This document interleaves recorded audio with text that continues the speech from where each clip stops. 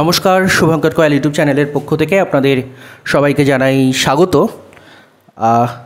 কয়েকটা কথা বলার এই ভিডিওতে আজকে, যেটা আপনারাই জানতে চেয়েছেন। প্রথমত আমি কয়েকদিন আগে আমার ইউপিএসসি 2023-এর মার্কশিট শেয়ার করেছিলাম। সেখানে জিএসটাও যথেষ্ট ভালো নাম্বারে কোয়ালিফাই হয়ে গেছিলো, কাট অফের থেকে যথেষ্ট বেশি নাম্বার সেখানে ছিল, বাট সিস্যাট হয়নি। তো সেজন্য আমার প্রিলিমস হয়নি, এটাও আপনারা আশা করি জানেন সেটা। তো তারপর থেকে আপনারা অনেকজনই কমেন্ট করেছেন, আমি প্রচুর মেলও পেয়েছি এবং তার সঙ্গে সঙ্গে হোয়াটসঅ্যাপেও তো কয়েকজন টেলিগ্রামেও কয়েকজন জিজ্ঞাসা করেছেন যে আমার স্ট্র্যাটেজি কী ছিল বা কী কিছু। যদিও আমার সেগুলো শেয়ার করতে খুব একটা আমি নিজে স্যাটিসফাইড নই, যতক্ষণ না আমি পুরো এক্সাম প্রসেসটা ক্লিয়ার করছি। বাট তবুও আপনারা জানতে চাইছেন এবং সেই আপনারা বোধিসত্ত্বের কথা অনেকে হয়তো পড়েছেন। তো সেই আদর্শেই অনুপ্রাণিত বলতে পারেন যে আমি যতটুকু পেরেছি সেইটুকু যাতে বাকিরাও সেইটুকু থেকে যদি হেল্পফুল হয়। তো সেই জন্যেই এই ভিডিওটা নিয়ে আসা, যে কী স্ট্র্যাটেজি ফলো করা যায় বা ইউপিএসসির এতদিনের আমার বেশ কয়েক বছরের এক্সপিরিয়েন্স দিয়ে আমি জাস্ট আপনাদের সামনে তুলে ধরার চেষ্টা করব। স্ট্র্যাটেজি আপনি চাইলে মানতে পারেন, না মানতে পারেন, আপনি যেটা ফলো করছেন সেটাও ফলো করতে পারেন। আমি যেটুকু বলবো সেটা হচ্ছে আমার টিচারদের কাছ থেকে আমার শেখা, এবং তার সঙ্গে সঙ্গে আমার নিজের এই এক্সাম প্রসেসে প্রায় 4 বছর ধরে এক্সাম প্রসেসে রয়েছি। তো মানে ইউপিএসসির রিলেটেড পড়াশুনো এটা সেটা করে 2020 থেকে 2024 অলরেডি। তো সেই সময়ের যত এক্সপিরিয়েন্স যা কিছু রয়েছে সেগুলোর ভিত্তিতেই আমি যা বলবো সেটা বলবো। দেখুন, স্ট্র্যাটেজি আপনি যেটা ফলো করছেন সেটাই ফলো করতে পারেন। স্ট্র্যাটেজির কোনো শেষ নেই, কোনো শুরু নেই।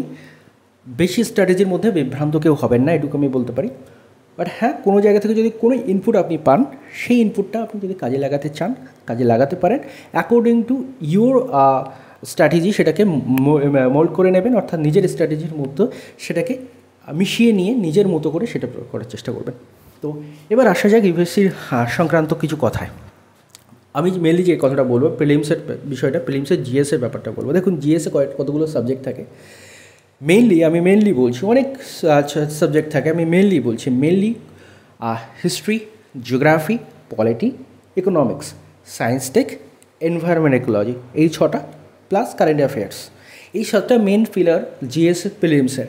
এর সাথে সাথে অনেক ছোটোখাটো টপিক থাকে, যেমন অনেক সময় ইন্টারন্যাশনাল রিলেশনস থেকে কয়েকটা কোশ্চেন চলে আসে, কখনো গভর্নেন্স থেকে একটা দুটো কোশ্চেন চলে আসে, এটসেট্রা অনেক জায়গা থেকে কোশ্চেন আসে। বাট মেইন পিলার এইগুলোই, ঠিক আছে।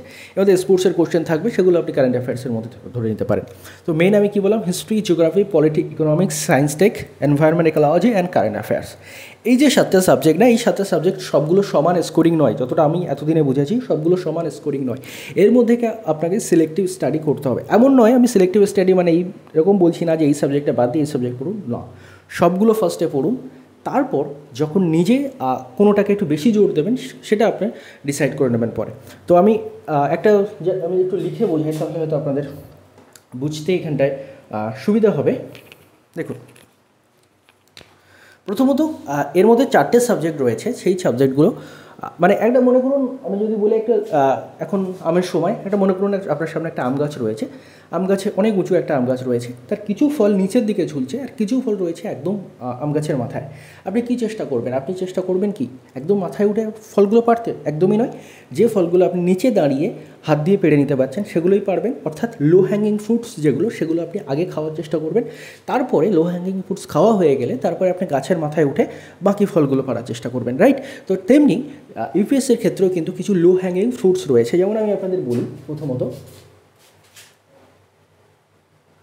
Geography plus environment ecology, right? এই দুটো সাবজেক্টকে আমি একসঙ্গে কেন লিখছি? এই দুটো সাবজেক্টকে আমি একসঙ্গে এই কারণে লিখছি, কারণ খুব ইন্টার রিলেটেড দুটো সাবজেক্ট। কোনো কোশ্চেন মানে জিওগ্রাফির কোশ্চেনকে কখনো কখনো এনভায়রনমেন্টের দিকে ঠেলে দেওয়া যায়, কোনো এনভায়রনমেন্টের কোশ্চেনকে জিওগ্রাফির কোশ্চেন বলে চালিয়ে দেওয়া যায়। তো এই জন্য আমি এই দুটো একসঙ্গে বলছি। এই যে জিওগ্রাফি, এনভায়রনমেন্ট, এটা থেকে কিন্তু ইউপিএসসি প্রিলিমসের প্রায় 33% কোশ্চেন এই দুটো সাবজেক্ট থেকে আসে। তাহলে খুব স্কোরিং পেপার এবং লো হ্যাঙ্গিং ফ্রুটস এটা, অর্থাৎ আপনি খুব চাইলে খুব সহজে এখান থেকে ভালো স্কোর করতে পারেন। কীরকম কোশ্চেন আসে আমি যদি বলি, দেখুন, জিওগ্রাফি থেকে 10-12টা কোশ্চেন প্রায় প্রতি বছর আসছে। আমি রিসেন্ট আর বলছি, আগে কী হয়েছে ভবিষ্যতে কী হবে না, আমি রিসেন্ট যে ট্রেন্ড চলছে 2020-21 থেকে শুরু করে 23 এবং 24-ও আশা করি সেই ট্রেন্ড ফলো হবে, সেইগুলোর ভিত্তিতে বলছি। দেখুন, জিওগ্রাফিতে প্রতি বছর 10 থেকে 12টা কোশ্চেন আসে। দেন ওর সঙ্গে এগ্রিকালচারও আপনি ঢুকিয়ে দিতে পারেন। এগ্রিকালচারে 3-4টে কোশ্চেন প্রায় বছর দেখা যায়, যেটা আপনি জিওগ্রাফি এনভায়রনমেন্টের মধ্যে এগ্রিকালচারটা কভার করে নিতে পারেন। এবং তার সাথে সাথে এনভায়রনমেন্ট ইকোলজি থেকে কিন্তু প্রতি বছর 18 থেকে 20টা কোশ্চেন দেখা যায়। অর্থাৎ এই যে জিওগ্রাফি এবং এনভায়রনমেন্ট, এখান থেকে কিন্তু প্রতি বছর 30 থেকে 32টা কোশ্চেন কিন্তু দেখা যায়। তাহলে খুব স্কোরিং পেপার, এবং এই পেপারটার মধ্যে থেকে এই পেপারটা এত ভালো করে আপনার রেডি করতে হবে যাতে এই পেপার থেকে আপনি ম্যাক্সিমাম মার্কসটা তুলে নিতে পারেন। এবং এই 30-32টার মধ্যে যদি আপনি চান, আপনি কিন্তু 18 থেকে 20টা কিন্তু কোশ্চেন আপনি নিজে করতে পারেন। 18 থেকে 20টা কোশ্চেন কিন্তু আপনি করতে পারেন। ক্লিয়ার? আপনার প্রথমত বুঝতে হবে ইউপিএসসি কাট অফ কখনো 200-র মধ্যে 200 যাবে না। কাট অফ এবার গেছে 75, এর আগের বার ছিল 88, তার আগের বার ছিল 90-92 টাইপের। তো মোটামুটি আপনার টার্গেট রাখতে হবে 100। আমি 100 যদি পাই তাহলে আমার ক্লিয়ার হয়ে যাবে জিএস প্রিলিমস। দেন অবশ্যই সিসিআরটাকে ফোকাস করবেন, যেন সিসিআরটার ভুক্তভোগী আপনাদের সামনে দাঁড়িয়েই কথা বলছে, তো সিসিআরটাকে খুব ভালো করে ফোকাস করবেন। তো প্রথমত তাহলে আমার তাহলে 45 থেকে 50টা কোশ্চেন আপনি যদি রাইট করতে পারেন উইদাউট নেগেটিভস, তাহলে আপনার প্রিলিমস ক্লিয়ার হয়ে যাবে। এটাই হচ্ছে সবচেয়ে বড় কথা। তার মানে কি আপনার সব অ্যাটেম্প করতে হবে এমন কোনো কথা নেই, আমার সিলেক্টিভ করতে হবে। তাহলে এই যে জিওগ্রাফি এনভায়রনমেন্ট থেকে 30-32টা কোশ্চেন আসে, এখান থেকে আপনাকে প্রায় 18 থেকে 20টা আপনি ঠিক করতে পারেন যদি খুব ভালো করে প্রিপারেশন নেন। দ্বিতীয় আরেকটা সাবজেক্ট যেটা, সেটা হচ্ছে পলিটি। পলিটি একটা এরকম লো হ্যাঙ্গিং ফ্রুটসের মধ্যেই ধরা যায়। পলিটি থেকে প্রতি বছর প্রায় 15 থেকে 16টা কোশ্চেন কিন্তু এভারেজ কিন্তু 15 থেকে 16টা কোশ্চেন আসে। এইটা যদি আপনি খুব ভালো করে প্রিপেয়ার করেন তাহলে প্রায় আপনি এই 15-16টার মধ্যে কিন্তু আপনি আমি ধরে নিলাম 9টা কোশ্চেন আপনি কিন্তু ঠিক করতে পারবেন। খুব ভালো করে প্রিপারেশন নিতে হবে, কারণ পলিটি ইজ এ সাবজেক্ট যেটা আপনি ভালো করে প্রিপারেশন নিলে তার রেজাল্ট আপনি কিন্তু পাবেন। তাহলে আমাদের কিন্তু দেখুন এই 3টে সাবজেক্ট জিওগ্রাফি এনভায়রনমেন্ট এবং পলিটি মিলিয়ে আমাদের কিন্তু 20 আর 9 প্রায় আমাদের 28-29টা কিন্তু কোশ্চেন আমাদের হয়ে যাচ্ছে। মানে প্রায় আমাদের 50+ মার্কস কিন্তু এখান থেকে চলে আসবে এই দুটো সাবজেক্ট থেকে। দেন আরেকটা খুব গুরুত্বপূর্ণ সাবজেক্ট যেটা হচ্ছে economy. This are the low hanging fruit আমার যেটা মনে হয়। ইকোনমি থেকে কিন্তু প্রতি বছর প্রায় 18 থেকে 20টা কোশ্চেন কিন্তু আসে। আমি গড় ধরে নিলাম, এভারেজ ধরে নিলাম 18টা কোশ্চেন আসে। এর মধ্যে আপনার অর্ধেক কোশ্চেন যদি আপনি ঠিক করতে পারেন, you are in a good position. যদি 18টার মধ্যে আপনি যদি 9টা ঠিক করতে পারেন এখান থেকেও, তাহলে কিন্তু you are in a good position. তাহলে এই যে 4টে সাবজেক্ট আমি বললাম, এই 4টে সাবজেক্টকে খুব ভালো করে ফোকাস করা দরকার সববার আগে, কারণ এই সাবজেক্টগুলো এমন একটা সাবজেক্ট যেখান থেকে ইউপিএসসিতে কোশ্চেন আসে এবং সেগুলো ডুয়েবল কোশ্চেন্স। এছাড়াও অনেক সাবজেক্ট থেকে কোশ্চেন আছে, কিছু আনডুয়েবল কোশ্চেন্সও কিন্তু আসে। এখান থেকেও কিন্তু আমি কিন্তু বলছি না যে 100% আপনাকে করতে হবে। দেখুন এখানে আমি বলেছি 30-32টা কোশ্চেন আসছে, তার মধ্যে আপনি 18 থেকে 20টা কোশ্চেন করতে পারবেন অ্যাকুরেটলি। দেন আমি বলেছি পলিটিতে 15-16টা কোশ্চেন আসছে, তার মধ্যে 9টা আপনি অ্যাকুরেটলি করতে যদি পারেন তাহলে আপনি you are in a good zone.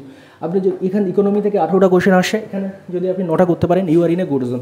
তাহলে এই গেল লো হ্যাঙ্গিং ফ্রুটস। এই যে 4টে সাবজেক্ট মিলে, এই 4টে সাবজেক্ট মিলে আপনার দেখুন 20 + 9 = 18, মানে 38টা কোশ্চেন হয়ে যাচ্ছে।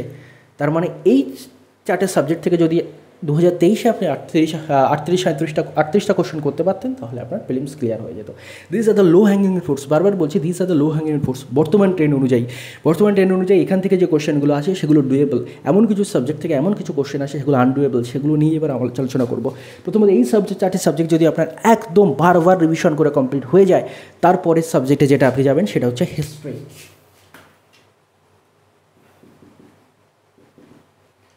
হিস্ট্রি থেকে প্রতি বছর খুব ভালো কোশ্চেন আসে। এখান থেকে প্রায় আপনি ধরে রাখুন 15 থেকে 18টা কোশ্চেন কিন্তু হিস্ট্রি থেকে প্রতিবার প্রায় আসে। এবং হিস্ট্রির একটা সমস্যা কি, আমার নিজের হিস্ট্রি অপশনাল, হিস্ট্রিতে আমি খুবই ভালো, এটুকু আমি নিজে মনে করি। কিন্তু হিস্ট্রি একটা সমস্যা কি জানেন, হিস্ট্রির ইউপিএসসি কোশ্চেনের প্যাটার্নটা একটু আলাদা। প্রথমত তারা যখন কিছু বছর আগে তারা আমাদের মডার্ন ইন্ডিয়া থেকে বেশি কোশ্চেন জিজ্ঞাসা করতো, এবং মডার্ন ইন্ডিয়ার একদম পুঙ্খানুপুঙ্খ ডিটেলস তারা তুলে ধরতো। কোনো ট্রাইবাল মুভমেন্ট যেটা ইতিহাসে অতটা বেশি করে লেখা নেই, সেরকম যে জায়গা থেকে কোশ্চেন চলে আসতো। মানে কোশ্চেন্স আর লিটিল আনডুয়েবল, সেখান থেকে কিছু কোশ্চেন আসতো। এখন তারা শিফট করেছে কি, তারা এনশিয়েন্ট মিডিয়াভেলে শিফট করেছে বেশিটা। এনশিয়েন্ট মিডিয়াল থেকে কোশ্চেন আসছে, মডার্ন থেকেও আসছে, আর্ট অ্যান্ড কালচার থেকেও আসছে। তাহলে history is the first syllabus, এবং তার মধ্যেও কি তারা ইজি কোশ্চেন হিস্ট্রিতে কিন্তু কমই আসে, আর ট্রিকি কোশ্চেন হিস্ট্রিতে বেশি আসে। এই জন্য আমি বললাম এই লো হ্যাঙ্গিং ফ্রুটসের মধ্যে আমি হিস্ট্রিটা রাখিনি, হিস্ট্রির পরেই আসছে। এই হিস্ট্রিতে 15-16টা যদি 15 থেকে 18টা কোশ্চেন হিস্ট্রিতে আসছে, এর যদি আমি ধরে নিলাম 18টা কোশ্চেন আসছে কি 15টা কোশ্চেন আসে, এর যদি আপনি 7টা করতে পারেন না, you are in a good zone. আমি এইটুকু বলছি, ওই 15 থেকে 18টার মধ্যে আপনি যদি 7টা কোশ্চেন ঠিকভাবে করতে পারেন, you are in a good zone. আমি এখানে আপনাদের বলছি, এর থেকে আপনি যদি 7টা কোশ্চেন করার টার্গেট আপনার থাকে, এবং 7টা কোশ্চেন করতে গেলেও কিন্তু খুব ভালো করে পড়তে হবে। তো এই তাহলে আমাদের কত হচ্ছে এখান থেকে 20 আর 38 আর 7 কত হচ্ছে 38 আর 7 হয়ে যাচ্ছে আমাদের 45। অলরেডি আমরা প্রায় প্রিলিমস ক্লিয়ার করার কাছাকাছি চলে এসেছি অ্যাকর্ডিং টু দিস স্টাডি। এরপরে আসছে আরেকটা সাবজেক্ট হিস্ট্রির পরে আরেকটা সাবজেক্ট যেটা থেকে কিন্তু কোশ্চেন আসে, সেটাও এরকম একটু ট্রিকি কোশ্চেন আসে, সেটা হচ্ছে science and tech. Science and টেকের সমস্যাটা কি, সায়েন্স অ্যান্ড টেকের আপনি মনে করুন বেসিক পড়ে গেলেন, কোশ্চেন আসবে কারেন্ট থেকে, এবং কারেন্ট থেকে এসেও কারেন্ট থেকে তো আসবে, এবং তার সঙ্গে সঙ্গে সেখানে কোশ্চেন মানে খুব মাইনিউট ডিটেলসে কোশ্চেন চলে আসবে। এত মাইনিউট ডিটেলসে আসবে যে অনেক সময় কারেন্ট অ্যাফেয়ার্স কমপ্লিট করলেও কিন্তু সেগুলো করাটা অতটা সহজ হয়ে ওঠে না। তো সায়েন্স টেক থেকে প্রায় প্লাস মাইনাস মানে ধরুন 10-12টা মতো কোশ্চেন আসে সায়েন্স টেক থেকে। তো সায়েন্স টেক থেকে 10-12টা কোশ্চেনের মধ্যে আপনি যদি 4 থেকে 5টা কোশ্চেন করতে পারেন, you are in a good zone, আমি এটুকু বলবো। সায়েন্স টেক থেকে যদি আপনি 4 থেকে 5টা কোশ্চেন আপনি করতে পারেন, you are in a good zone. কারণ সায়েন্স টেক থেকে কারেন্ট ওরিয়েন্টেড কোশ্চেন আসে, এবং সেগুলো টাচ করতে গেলে মানে বিশাল এফার্টস দিতে হয়, যে এফার্টসটা সচরাচর দেওয়া পসিবল হয়ে ওঠে না। কারণ ইউপিএসসিতে time management is a very good issue, time management is a very big issue. তো সেখানে কিন্তু আপনি যদি সায়েন্স টেক থেকে 4 থেকে 5টা কোশ্চেন করতে পারেন, you are in a good zone আমি বলবো। তাহলে কী হয়ে গেল, আমাদের জিওগ্রাফি এনভায়রনমেন্ট হয়ে গেল, দেন আমাদের পলিটি হয়ে গেল, 1 2 3 4 5 6 ছটা সাবজেক্ট হয়ে গেল। এবার বাকি থাকছে কি, যেটা সব থেকে মানে টাফ একটা জায়গা, সেটা হচ্ছে কারেন্ট অ্যাফেয়ার্স। সবগুলোর মধ্যে থেকে কিন্তু খুব টাফ এটা।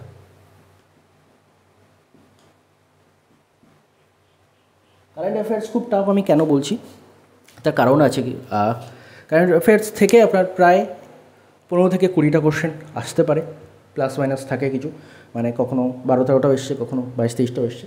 কারেন্ট অ্যাফেয়ার্সের সমস্যাটা কি, কারেন্ট অ্যাফেয়ার্স আপনি সারা বছর পড়লেও না, কারেন্ট অ্যাফেয়ার্স আপনি যখন পরীক্ষার হলে যাবেন, আপনার খুব বেশি কোশ্চেন আপনি করতে পারবেন না। মানে কস্ট বেনিফিট অ্যানালিসিসটা যদি আপনি করে নেন, তাহলে কিন্তু এর থেকে বেনিফিটটা খুব কম, আপনাকে খুব বেশি এফোর্টস দিতে হবে, রিটার্ন আসবে খুব কম কারেন্ট অ্যাফেয়ার্সে।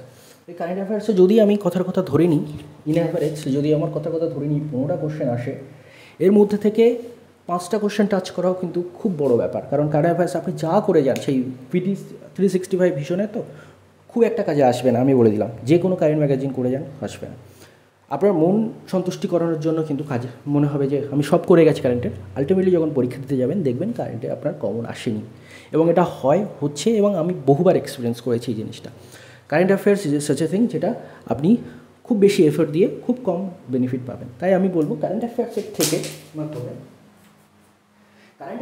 থেকে এই যে স্ট্যাটিক সাবজেক্টগুলো, এগুলোতে বেশি ফোকাস করা, অর্থাৎ geography environment, polity, economy, history, science tech, এই সাবজেক্ট স্পেসিফিকটা বেশি আপনাদের পড়াশোনা করা উচিত কারেন্ট অ্যাফেয়ার্সের থেকে। কারেন্ট অ্যাফেয়ার্স অবশ্যই পড়ুন।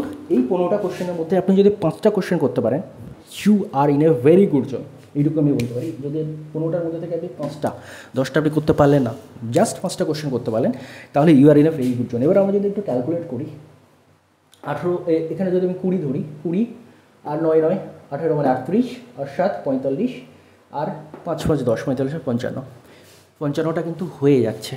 এর সাথে সাথেও আরও কিছু কোশ্চেন থাকবে পরীক্ষার হলে। আমি এটা জাস্ট আপনাকে একটা লোয়েস্ট টার্গেট দিলাম, যে এইভাবে মানে এখানে দেখুন প্রায় অর্ধেক করে ধরেছি সবগুলোতে। এর থেকেও আপনি বেশি ভালো পারফরমেন্স করতে পারবেন, যদি সেটা আপনার প্রিপারেশনের উপরে ডিপেন্ড করছে। বাট অ্যাটলিস্ট আপনি যদি 55টা কোশ্চেন সঠিকভাবে করতে পারেন, এবং সেখানে যদি আপনি নেগেটিভ না গিয়ে থাকেন, নেগেটিভ কিছু যাবে আসবে, আপনি যদি নিট 50টা রাখতে পারেন, মানে নিট কোশ্চেন আপনার 50টা ঠিক হয়, তাহলে কিন্তু সেটা আপনার 110 মার্কস চলে যাচ্ছে। আমি ধরে নিলাম সেখান থেকে আপনার 10 মার্কস মাইনাসও হয়ে গেল, আপনি কিন্তু 100 মার্কসে থাকবেন। এটা মানে অ্যাকর্ডিং টু মি, আমার এতদিন পর্যন্ত যতটুকু এক্সপিরিয়েন্স হয়েছে বা যা কিছু হয়েছে তার ভিত্তিতে আমি শেয়ার করলাম। এটা আপনার ভালো লাগছে কি না লাগছে, আপনার জন্য এফেক্টিভ হবে না হবে, সেটা আপনার উপর ডিপেন্ড করবে। But it's effective for me. আমি এটা মানে অনেক কাঠখোট ফুরিয়ে শিখেছি, অনুভব করেছি এতগুলো বছর ধরে, তো সেটাই আমি আপনাদের বলার চেষ্টা করলাম। যদি আপনাদের কোনো উপকার হয় অবশ্যই কমেন্টে জানাবেন। ধন্যবাদ আপনাদের সবাইকে। আপনারা যে জিনিসটা জিজ্ঞাসা করছিলেন বারবার, আশা করি সেই জিনিসটা সম্পর্কে আমি কিছু হলেও ইনপুট দিতে পেরেছি। ধন্যবাদ।